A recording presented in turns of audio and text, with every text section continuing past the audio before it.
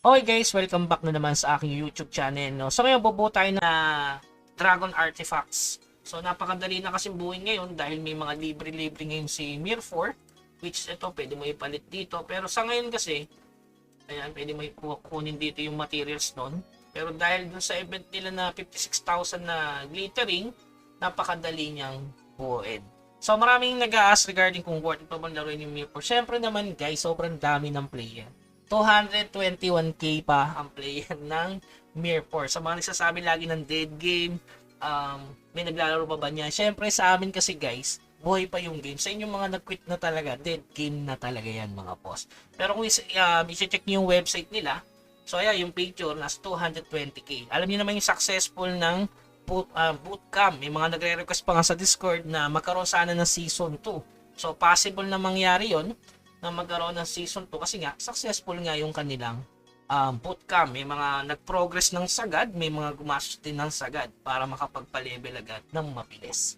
Okay, pagdating sa game, solid pa rin guys. Ganyan, ginagrind ko pa rin kaso malas lang talaga ako sa legendary. Siguro dead game to sa mga hindi talaga nakakuha ng legendary katulad ko guys. Nakaipon lang yan, kita nyo naman yung materials ko sa legendary. Buo na yung halos dalawang legend equipment na yan guys. Tapos ito, 48 na lang, makukuha ko na yung pang-apat na legendary pet ko na baka dupe na naman. So okay lang yun, ganun talaga. So keep grinding pa rin. Ginagawa ko ngayon is daily quest sa new map. Ayan, tinatawas ko to sa World. Ayan, World 7, sa Gorge 1. Kaso ang hirap ng main quest guys eh. So kailangan talaga ng progress unless may katulong ka dyan na tulungan ka sa main quest. Pero huwag tayo umasa muna. Kailangan natin mag-progress. So ayan, ikarap na natin ang ating ito. Naka-ready na kasi 21 eh. So dadagdagan na lang natin ng siyam. Tapos ano ba kailangan dyan? Ito lang ba kailangan dyan? Ito. Siyam na piraso. I-crop na lang natin sa ano ito. Buti na lang may glittering tayo. Ayan, buti na naman may glittering tayo. Pwede nating i-crop na lang yun sa glittering. Yun. 12, sobra, siyam lang. Yan, siya. Diba? Napakadali lang. Basta merong ganong event si Mir 4, napaka-solid. Yung 56,000 ang ginawa. Crop lang natin mga boss. Tradable. O, wala naging tradable, no? Dapat pala ito. Dito yung nagiging tradable, eh, no? So, ayan, kailangan lang natin ng 2.5. Ito yung kakrap natin, mga boss. Wala, ito lang talaga, eh. Yun yung malapit, no? Kung ano yung malapit, yun yung kakrap. Tingin natin kung may leather tayo dito. May leather ba tayong epic? Yo, meron isang klaso, tsaka ito. Dark steel. Dark steel. So, yan, 2.5 dark steel. Buti na lang, mura yung dark steel, no? So, yan, ganun pa rin naman ako pag pag magka-crop, benta pa rin. Pag magpapagold, same process pa rin. Tapos, regarding nga pala sa bootcamp, guys, nandito yung link regarding sa info. Malapit na. So, bili tayong dalawang dark steel, mga boss. Dalawang dark steel lang, oh, eh. So, yung kay kay Mir 4, ayaw umayos ng ng market. Naglalag. Okay, so na. Crap. Pag naging tradable, palde yan. So sana naging tradable. Hindi pa naging tradable dito guys. So yan. Palitan na natin yung ating suot. Siyempre, hindi naging tradable. Pero okay lang. So ngayon, yung suot natin, ipo-codex na lang natin to. No choice. So, ipo-codex natin yan dito. Crit damage reduction. So, tapos lagyan natin yung enchant. Yun. So, enchant. So, mura lang naman ang enchant. So, kailangan mo lang no pang-enchant. Namakuha tayo ng SSS. SSS, triple S. Progress muna tayo mga boss. Physical. Sakit pala nito, no? Dragon Steel din pala. Isang S lang.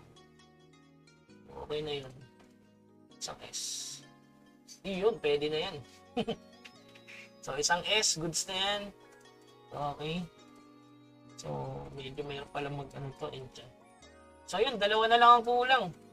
So siguro sa susunod na event ni Mir 4, matatapos na natin to. So yan, mapa-perfect na natin yung ating artifacts. Tapos legendary, wala eh. Kung bibigyan tayo ng legend leather or legend scale, buo naman agad.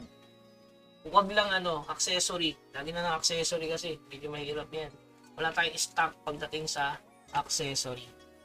Ayan, accessory. Tama. Wala tayong stock. GG tayo pag accessory. Huwag naman. Pero kung bibigyan, no? Okay? So yung keep grinding regarding sa pagpapagold, same pa rin. Mag-crop ka lang. Gamitin mo yung alt mo. Sa alt kasi ito, katulad dito sa alt na to. Pwede ka kasi mag-summon ngayon. Diba maraming binigay si Mir 4. Kaya pwede mong gamitin yung alt para sa pagpapagold mo. Parang di na-i-storbo yan. Tulad yan. Diba? Meron siyang sample. Diba naipon yung box? Pwede mo siyang ipalit dito. Yan. Summon ticket. Kasi dito may chance yan maging tradable yung mga ganito. So pag epic na tradable, napakamahal nung tingnan natin kung magkakaroon ng tradable. Ganyan ang ginagawa ko para magka-tradable. Kung wala, okay lang. Next alt tayo. Ganun. Nakaka-cancel agad. Sa boosting hindi nagiging tradable dun guys.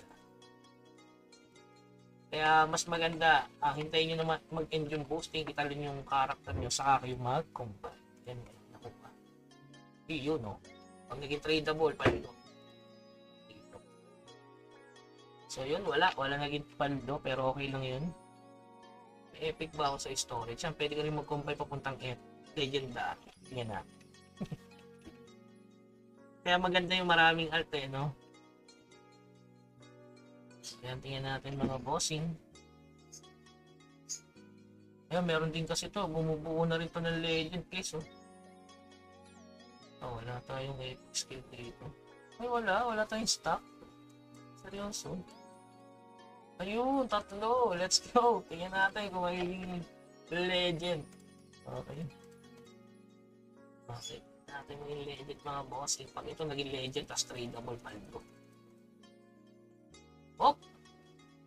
Uy! Wala. Eldritch. Ako na.